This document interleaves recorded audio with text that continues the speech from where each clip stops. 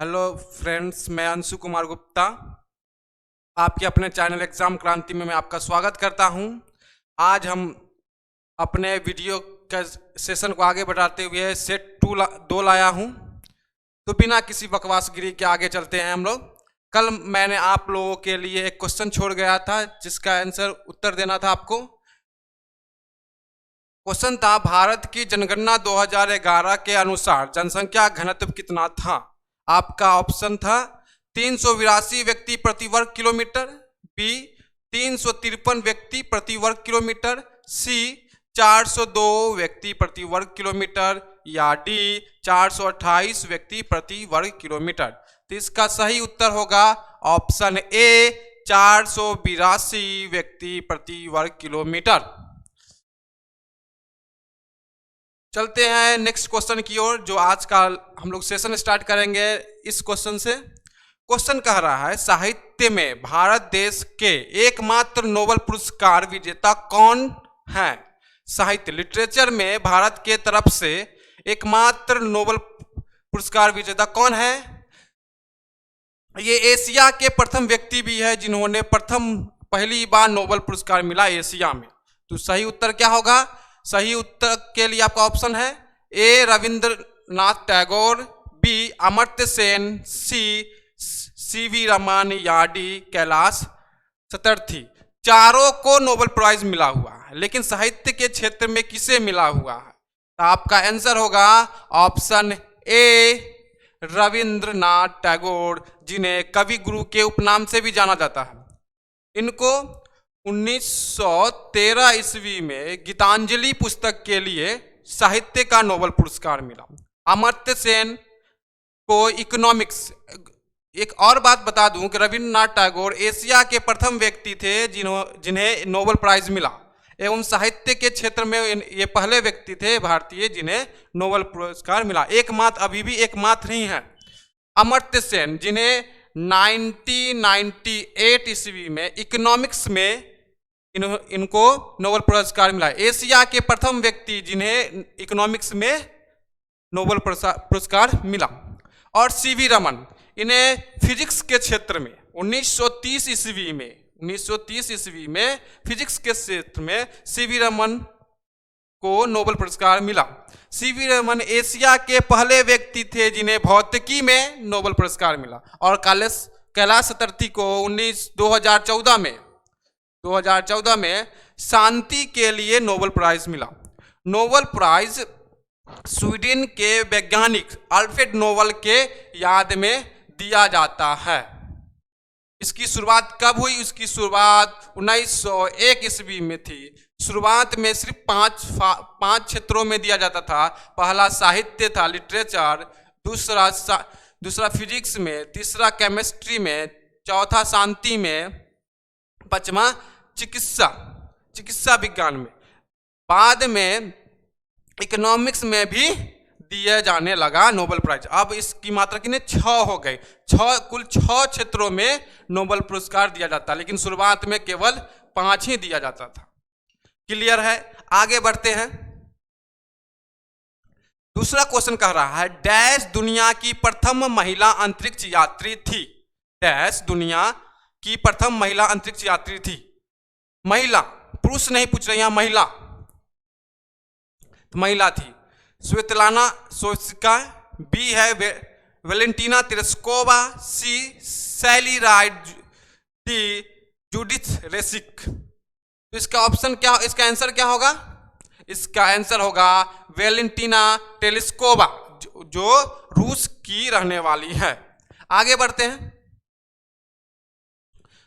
तीसरा क्वेश्चन पूछ रहा है, दुनिया का पहला कृत्रिम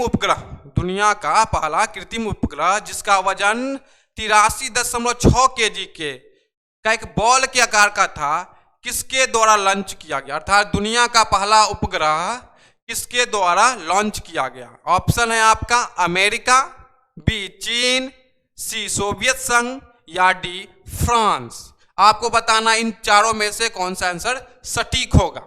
इस उपग्रह का दुनिया का बॉल के समान था उपग्रह, जिसका वजन 83.6 kg का था। इसका कौन से स्पुतनिक नाम था, क्या उपग्रह का नाम क्या था, स्पुतनिक 1 नाम था। किसने भेजा था, उस समय के यूएसएसआर अर्थात सी, ऑप्शन सी आपका सोवियत संघ, जो कजाकिस्तान के बैंकानूर जगह से प्रक्षेपित किया गया था 83.6 किलोग्राम का उपग्रह, जिसका नाम था स्पुतनिक 1। अब इससे एक और क्वेश्चन बोला जा सकता है कि दुनिया का पहला उपग्रह कौन था जो अंतरिक्ष के बीच गया, तो उसको क्या बोलते हैं, स्पुतनिक 1। किसने छोड़ा, उस समय के यूएसएसआर, सोवियत संघ कहते हैं, और अभी का रसिया कहलाता, जो बाद में 1991 में विभाजित हो गया था, विघटन हुआ था यूएसएसआर का। पढ़ते हैं आगे। और एक क्वेश्चन कह रहा है, भारत में हर साल राष्ट्रीय गणित दिवस कब मनाया जाता है। भारत में हर साल राष्ट्रीय गणित दिवस कब मनाया जाता है। आशा है सबको इसका आंसर मालूम होगा, बताइए आंसर क्या होगा। इससे पहले जान जाते हैं राष्ट्रीय गणित दिवस किसके उपलक्ष्य में मनाया जाता है। महान गणितज्ञ श्रीनिवास रामानुजन के जन्म उत्सव पर राष्ट्रीय गणित दिवस मनाया जाता था। इनका जन्म कब हुआ था, 22 दिसंबर 1887 में तमिलनाडु में हुआ था। कब हुआ था, तमिलनाडु में हुआ था। इसका आंसर क्या होगा, 22 दिसंबर। उनके जन्म दिवस के अवसर पर राष्ट्रीय गणित दिवस मनाया जाता था। भारत सरकार ने 2012 वर्ष को राष्ट्रीय गणित वर्ष के रूप में भी मनाया है। आगे बढ़ते हैं। क्वेश्चन कर रहा है, निम्नलिखित में से किस समाज सुधारक की जयंती को चिन्हित करने के लिए 12 जनवरी को राष्ट्रीय युवा दिवस मनाया जाता है, अर्थात नेशनल यूथ डे 12 जनवरी को मनाया जाता है। किनके याद में, आपको बताना है, क्या बताना है, किनके याद में मनाया जाता है।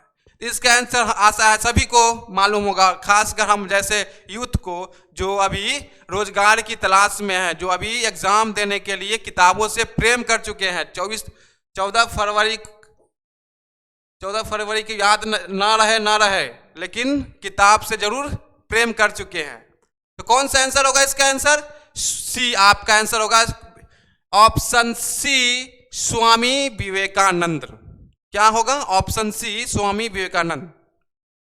विवेकानंद का वास्तविक नाम नरेंद्र दत्त। क्या नाम है, नरेंद्र दत्त। 1893 ईस्वी में विश्व शिकागो धर्म सम्मेलन में इन्होंने सनातन धर्म का प्रतिनिधित्व किया था। और 1 मई 1897 एडी को उन्होंने रामकृष्ण मिशन की स्थापना की। किसकी स्थापना की, रामकृष्ण मिशन की स्थापना की, जो इनके गुरु थे। तो चलते हैं आगे बढ़ते हैं नेक्स्ट क्वेश्चन की ओर चलते हैं। आशा आप लोगों को समझ में आ रहा होगा। और आपने एक काम कीजिए कि एक कलम और एक पेज ले लीजिए, जो क्वेश्चन आ रहा है उसका ऑप्शन देके आपको जो सटीक लग रहा है उसको वहां पर नोट डाउन कर लीजिए। और वीडियो के अंत में देखिए कि आपने कितना सही किया कितना गलत किया, ताकि इससे आपका सेट भी हो जाएगा और आपको याद भी रहेगा कि इसका आंसर क्या हो सकता है और क्या नहीं। तो आगे बढ़ते हैं। क्वेश्चन कर रहा है कि एशियाई विकास बैंक का मुख्यालय कहाँ है। कह रहा है कि नेशनल डेवलपमेंट बैंक का मुख्यालय कहाँ है। यहाँ देश दिया, मेन स्पेसिफिक रूप से जगह का नाम नहीं वर्णित नहीं किया गया, देश दिया गया। ऑप्शन है आपका जापान में, ऑप्शन दूसरा है चीन में, सी है फिलीपींस और डी है भारत। तो आपको बताना है एशियन डेवलपमेंट बैंक का मुख्यालय कहाँ है। तो इसका आंसर क्या होगा। अब इसकी स्थापना कब हुई, 19 दिसंबर 1966 को इसकी स्थापना हुई। स्थापना में कितने सदस्य थे इसके, 31 सदस्य थे, लेकिन अभी वर्तमान में 68 है, जिसमें से 49 देश एशिया के हैं और 19 देश एशिया को छोड़कर है। इसकी राजधानी क्या है, इसकी मुख्यालय क्या है कि फिलीपींस की राजधानी मनीला में है। कहाँ है, फिलीपींस की राजधानी मनीला में है। तो इसका आंसर क्या होगा आपका ऑप्शन सी, फिलीपींस, और स्पेसिफिक रूप से कोई जगह का नाम है तो मनीला है। आगे बढ़ते हैं, क्या होता है, बढ़ते हैं कि क्या और आगे क्या मिल सकता है। जीएसटी का पूर्ण रूप क्या है, सबसे इजी क्वेश्चन है। जीएसटी का पूर्ण रूप क्या है? ऑप्शन ए है आपके पास वस्तु और सेवा कर, वस्तु और विक्रय कर, वस्तु विक्रय कर। तीसरा है ग्रैंड सेल्स टैक्स या सामान्य बिक्री कर। तो आपको बताना है जीएसटी, जीएसटी का पूरा नाम क्या है? तो जीएसटी का पूरा नाम क्या है?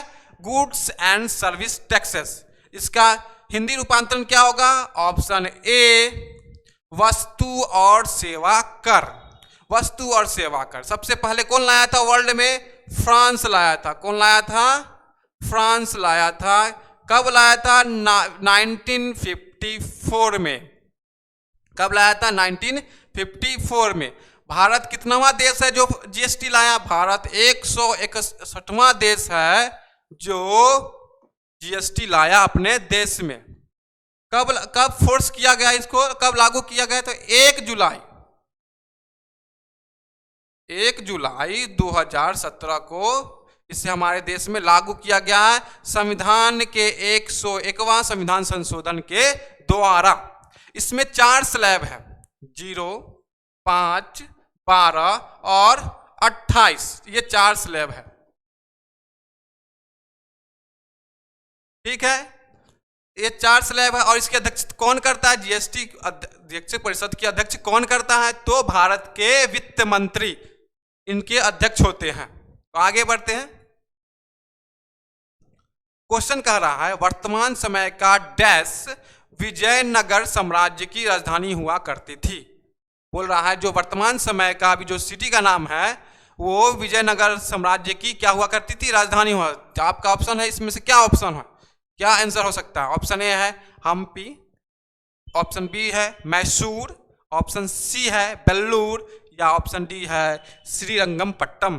क्या ऑप्शन है? श्रीरंगपट्टनम। आपको बताना है कि वर्तमान समय कौन सा ऐसा शहर है जो उस समय के विजयनगर साम्राज्य के राजधानी हुआ करती थी। क्या हुआ करती थी? राजधानी। विजयनगर साम्राज्य के हरिहर एवं बुक्का 2 भाई थे जिन्होंने विजयनगर साम्राज्य की नींव रखी, हरिहर और बुक्का। इसकी राजधानी कौन सा थी? ऑप्शन ए होगा इसका आंसर हम्पी। क्या होगा? हम्पी। ये तुंगभद्र नदी के किनारे स्थित है। क्या है? तुंगभद्र नदी के किनारे स्थित है। इसकी भाषा, राजकीय भाषा क्या थी? तेलुगु। राजकीय भाषा क्या थी? तेलुगु। और इसके प्रतापी राजा थे कृष्णदेव राय। कौन थे? कृष्णदेव राय। चलते हैं अगले क्वेश्चन की ओर। क्वेश्चन कह रहा है डैश भारत के तीसरे मुगल सम्राट थे, अर्थात सुल्तानों के पश्चात 1526 ईस्वी में पानीपत के प्रथम लड़ाई में बाबर ने मुगल साम्राज्य की स्थापना की। तो आपको बताना है मुगल साम्राज्य में तीसरे क्रम में, शासन काल के अनुसार तीसरे क्रम में कौन से सम्राट आते हैं? ऑप्शन ए है हुमायूं, बी है अकबर, सी है औरंगजेब और डी है जहांगीर। ऑप्शन क्या क्या है आपके, फिर से मैं दोहरा दूं एक बार। ए हुमायूं, बी अकबर, सी औरंगजेब और डी जहांगीर।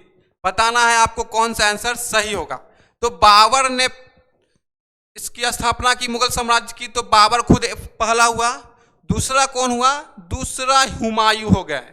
दूसरा कौन हुआ? दूसरा हुमायूं हो गए। और हुमायूं के पुत्र बी अकबर तीसरे सम्राट हुए, मुगल सम्राट है जो भारत के मुगल सम्राट हुए तीसरे। औरंगजेब अंतिम शक्तिशाली राजा मुगल सम्राट के माने जाते हैं। और जहांगीर के समय चित्रकला का बहुत उन्नत हुआ, मतलब इसको स्वर्ण पीरियड कहा जा सकता था जहांगीर के काल में चित्रकला के लिए। आगे बढ़ते हैं। क्वेश्चन कह रहा है ईस्ट इंडिया कंपनी की स्थापना के समय भारत का शासक कौन था? सबसे इंपॉर्टेंट क्वेश्चन, अक्सर देखा गया है एसएससी के एग्जाम में भी ये क्वेश्चन रिपीटेड होता रहता है। आप लोगों को शायद इसका आंसर बखूबी मालूम होगा, हम मेरे से कहने से पहले मालूम होगा आपका आंसर इसका। कह रहा है क्वेश्चन, ईस्ट इंडिया कंपनी की स्थापना के समय भारत का शासक कौन था? तो ऑप्शन दे रहा है औरंगजेब, ऑप्शन बी है अकबर, ऑप्शन सी है जहांगीर और ऑप्शन डी है शाहजहां। तो आप पहले इस क्वेश्चन से आप ट्रिक भी लगा सकते हैं। ईस्ट इंडिया कंपनी की स्थापना कब हुई? 1600 ईस्वी में हुई। कब हुई? 1600 ईस्वी में हुई। उस समय रानी कौन थी वहां इंग्लैंड की? एलिजाबेथ प्रथम। कौन थी? एलिजाबेथ प्रथम। और आपको पता करना है कि कौन से इन चारों ऑप्शनों में से इनका पीरियड 1600 के बीच था। या ऑप्शन ए औरंगजेब का था, या बी अकबर का था, या सी जहांगीर का था, या डी शाहजहां का था। आपको बताना है कौन सा।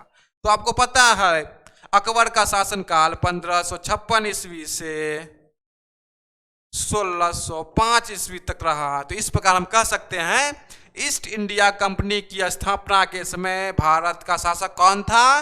तो भारत का शासक कौन था? अकबर। बी कौन था? अकबर। चलिए आगे चलते हैं। अब इसमें ये क्वेश्चन सबसे इंपॉर्टेंट है। ये महात्मा गांधी की अध्यक्षता में भारतीय राष्ट्रीय कांग्रेस का अधिवेशन कहाँ आयोजित किया गया? महात्मा गांधी की अध्यक्षता में भारतीय राष्ट्रीय कांग्रेस का अधिवेशन कहाँ आयोजित किया गया? ये महात्मा गांधी द्वारा एकमात्र कांग्रेस का अध्यक्ष किया गया। इस अधिवेशन में उनका जीवन काल के संपूर्ण अपने जीवन काल में उन्होंने पहली और अंतिम बार भारतीय राष्ट्रीय कांग्रेस की अधिवेशन की अध्यक्षता की। इसमें की थी। तो आपका ऑप्शन है ए नागपुर अधिवेशन में, या बी कराची अधिवेशन में, या सी बेलगांव अधिवेशन में, या डी इलाहाबाद में की थी। आपका आंसर मालूम होना चाहिए। इसका आंसर क्या होगा? इसका आंसर होगा ऑप्शन सी बेलगांव। कब हुआ था?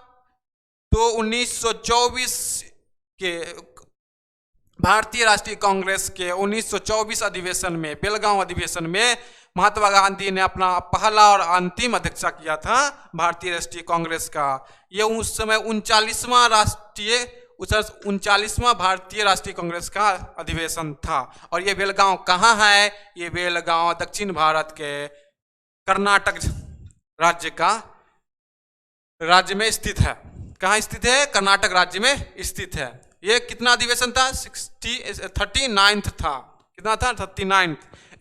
इसकी स्थापना कब हुई? राष्ट्रीय कांग्रेस की स्थापना 28 दिसंबर 1885 को हुई। किसने किया था? एक अंग्रेज रिटायर्ड अधिकारी A.O. हुम्स ने किया था। इसके बमकेश चंद्र बनर्जी इनके प्रथम अध्यक्ष हुए थे। और ये कहाँ हुआ था? इनका स्थापना कहाँ हुआ था? प्रथम अधिवेशन कहाँ हुआ था? तो बम्बई के गोकुल दास तेजपाल विद्यालय में हुआ था, जिसमें कुल 72 लोगों ने भाग लिया था। आशा है आपको समझ में आ रही होगी। कुछ प्रॉब्लम हो तो हमें कमेंट करके बताइए। आगे बढ़ते हैं। क्वेश्चन कह रहा है भारत के संविधान में कितने मौलिक कर्तव्यों का उल्लेख है? भारत का जो संविधान है उसमें कितने मौलिक कर्तव्यों का उल्लेख है? मौलिक कर्तव्य, मूल संविधान में मौलिक कर्तव्य का कोई वर्णन नहीं था। क्या नहीं था? मूल संविधान में मौलिक कर्तव्य का कोई वर्णन नहीं था। मूल संविधान में मौलिक कर्तव्य का कोई वर्णन नहीं क्या? लेकिन संविधान के 42वें संशोधन, किसमें? संविधान के 42वें संशोधन, जिसे लघु संविधान भी कहा जाता है जिसे लघु संविधान भी कहा जाता था, जो 1976 ईस्वी को हुआ था, जिसमें मौलिक कर्तव्य को लाया गया। 42वें संशोधन द्वारा इसे लाया गया मौलिक कर्तव्य को, जिसमें आर्टिकल भाग 4 क को जोड़ा गया और मौलिक कर्तव्य को आर्टिकल नंबर 51 क में लाया गया। मुख्य उस समय मूल संविधान में, ये जान जाइए कि मूल संविधान में मौलिक कर्तव्यों की संख्या कितनी थी? 10 थी। लेकिन 2002 ईस्वी में संविधान के 86वें संशोधन द्वारा एक और मौलिक कर्तव्य को जोड़ा गया। वो कौन सा था? कि 14 साल तक के बच्चे को माता पिता के संरक्षण में रहेंगे एवं उसके अनिवार्य प्राथमिक शिक्षा होगी। तो अब इसके अनुसार बता सकते हैं मूल संविधान में 10 था, अब 1 आ गया, तो टोटल कितना हो गया 11। तो इसका ऑप्शन आंसर क्या होगा? Option D 11। याद रखिए मूल संविधान में मौलिक कर्तव्य का कोई वर्णन नहीं था।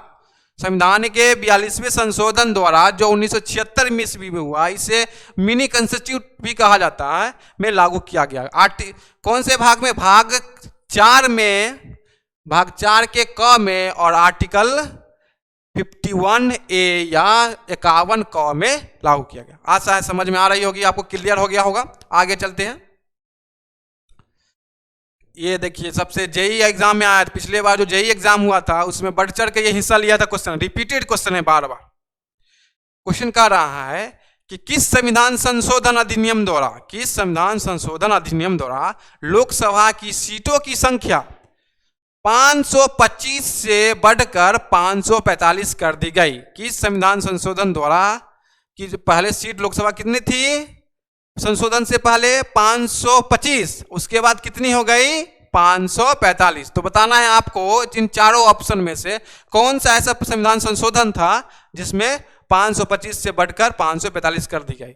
ऑप्शन क्या है आपके पास? ऑप्शन ए बता रहा है 21वें संविधान संशोधन अधिनियम द्वारा, ऑप्शन बी बता रहा है 25वें संविधान संशोधन अधिनियम द्वारा 1971, या सी 24वें संविधान संशोधन अधिनियम 1971, या डी 31वें संविधान संशोधन अधिनियम 1973। इसका आंसर क्या होगा? इसका आंसर क्या होगा आपके पास? बताइए बताइए जल्दी जल्दी, आप कमेंट कीजिए। तो इसका सही आंसर क्या है? ऑप्शन डी 31वें संविधान संशोधन अधिनियम 1973, जिसमें 525 से बढ़ाकर 545 कर दिया गया और केंद्र शासित यूटी की उस समय टोटल सीट लोकसभा की सीट 25 थी, केंद्र शासित प्रदेश को घटाकर 20 कर दिया गया, अर्थात 5 सीटों की घटोतरी हुई। आशा ये समझ में आया होगा आप लोगों को। आगे बढ़ते हैं। क्वेश्चन कह रहा है, सबको मालूम है, सब इजी क्वेश्चन एकदम हलवा की तरह है। आइए घी में भुजिए और खा जाइए बनाकर, और फायदेमंद भी होगा। क्वेश्चन कह रहा है कि स्वतंत्र भारत का प्रथम आम चुनाव कब संपन्न हुआ? स्वतंत्र भारत का प्रथम आम चुनाव कब संपन्न हुआ? जनरल इलेक्शन कब समाप्त हुआ?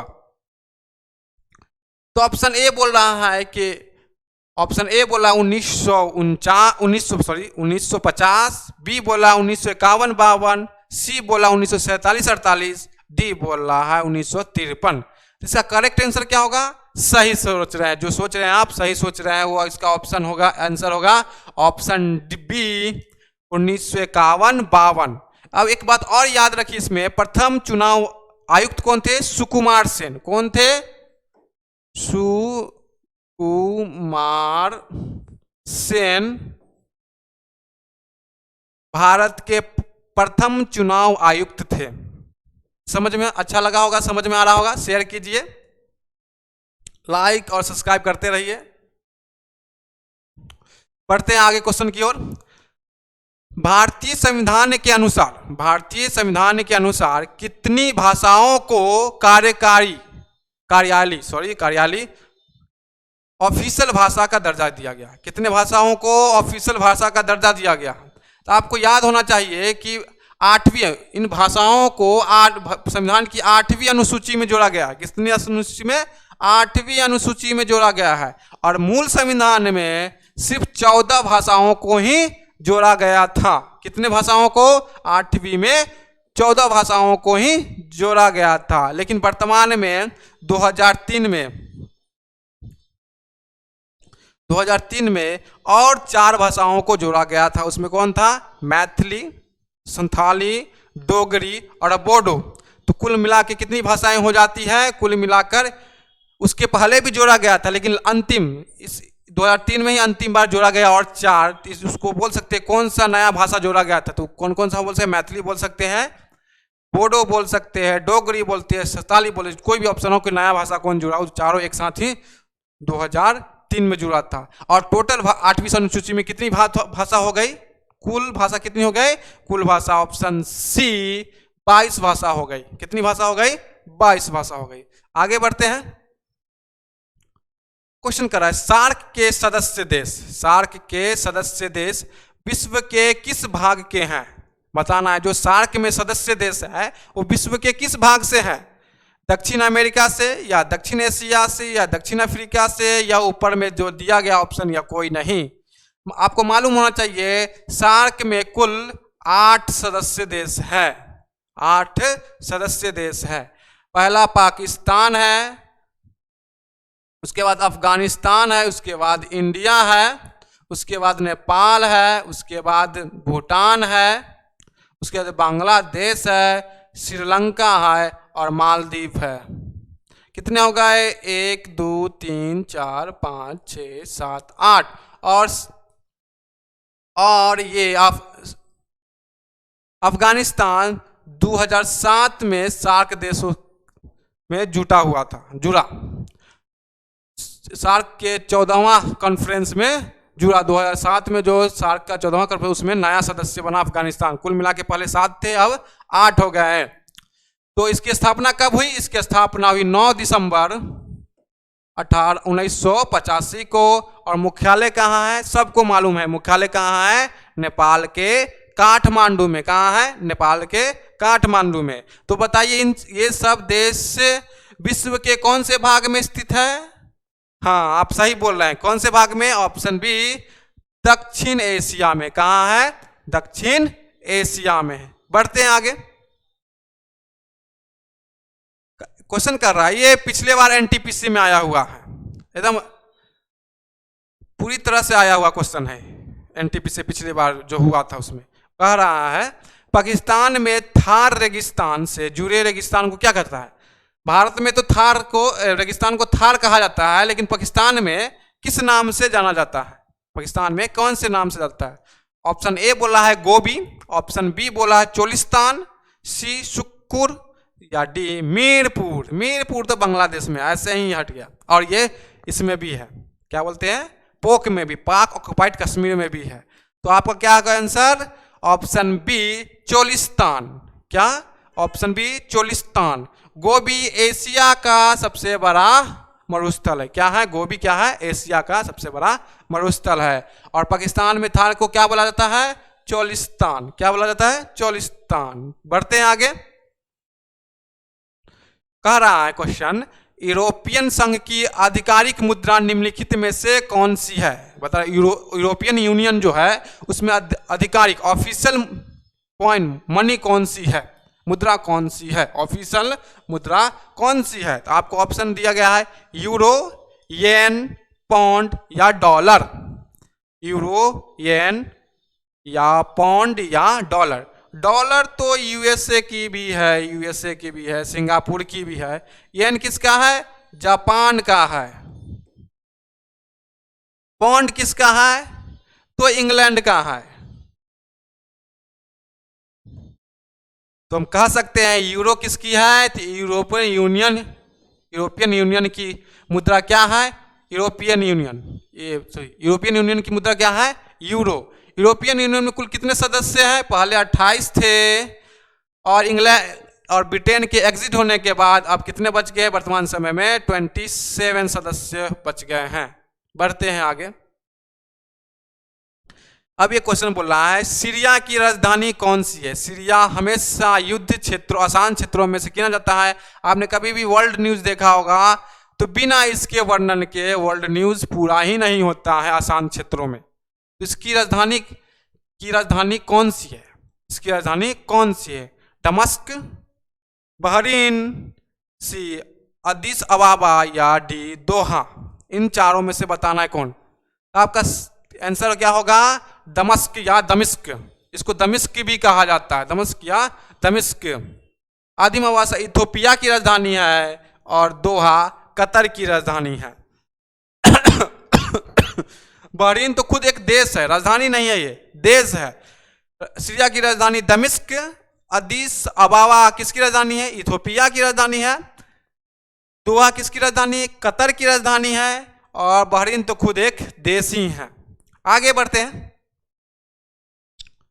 उस देश का नाम बताइए जिसकी मुद्रा का नाम रुपया नहीं है।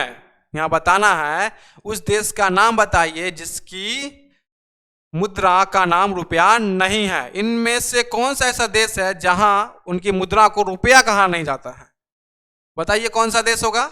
नेपाल या पाकिस्तान या श्रीलंका या म्यांमार। भारत नहीं है। भारत के अलावा भी कई देश है जिसकी मुद्रा रुपया है, तो इनमें से कोई एक है जिसकी मुद्रा रुपया नहीं है। नेपाल की भी मुद्रा क्या है? रुपया। पाकिस्तान की भी मुद्रा क्या है? रुपया। श्रीलंका की भी क्या है? रुपया। तो म्यांमार की क्या है? नहीं है। इसका ऑप्शन है, इसका क्या? क्यात है। क्या है? क्यात है। आगे बढ़ते हैं।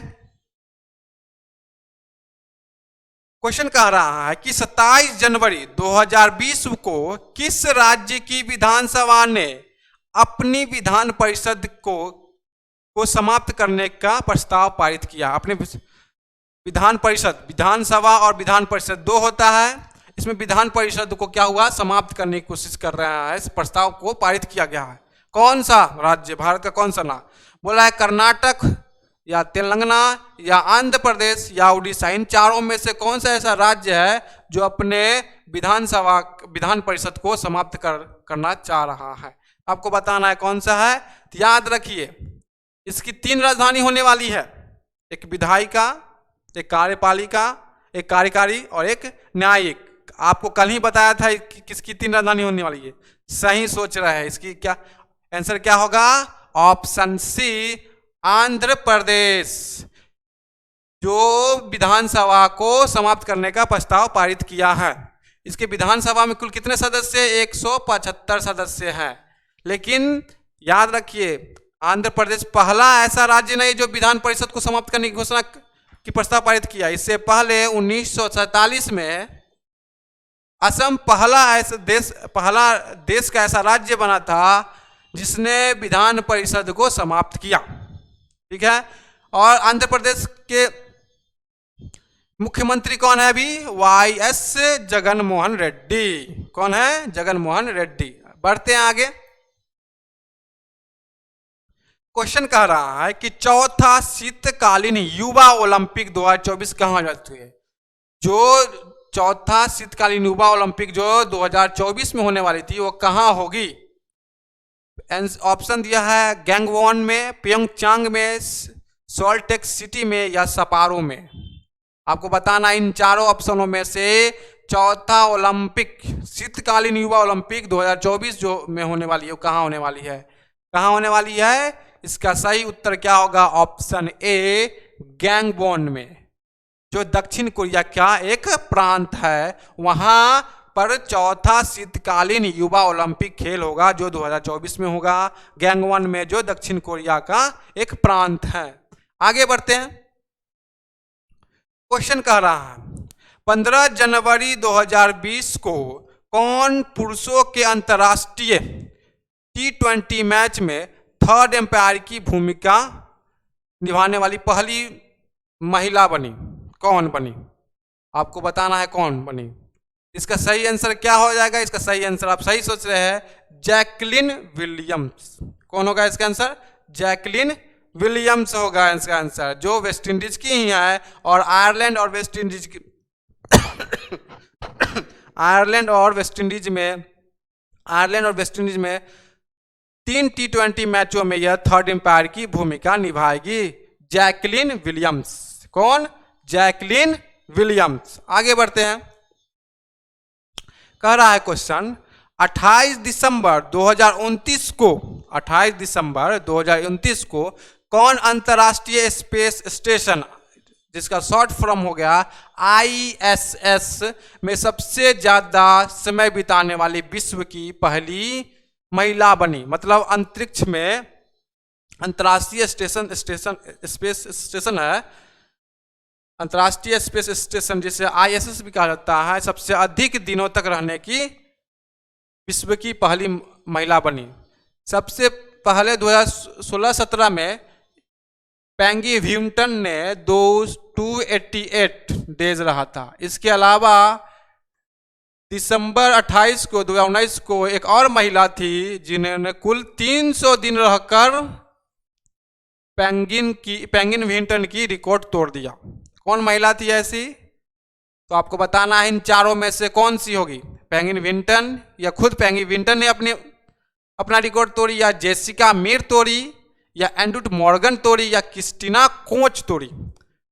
कौन सा आंसर होगा आपका? बताइए, बहुत इंपॉर्टेंट क्वेश्चन है पॉइंट ऑफ व्यू, एग्जाम के पॉइंट ऑफ व्यू से। तो कौन होगा?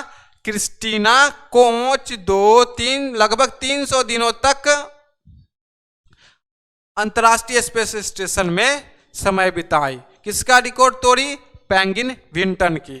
चलते आगे बढ़ते हैं।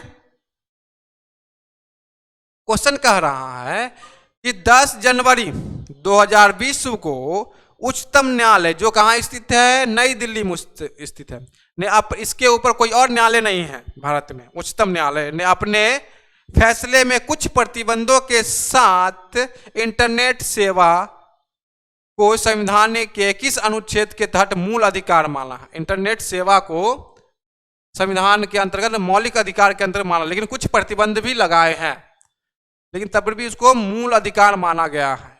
कौन से अधिकार?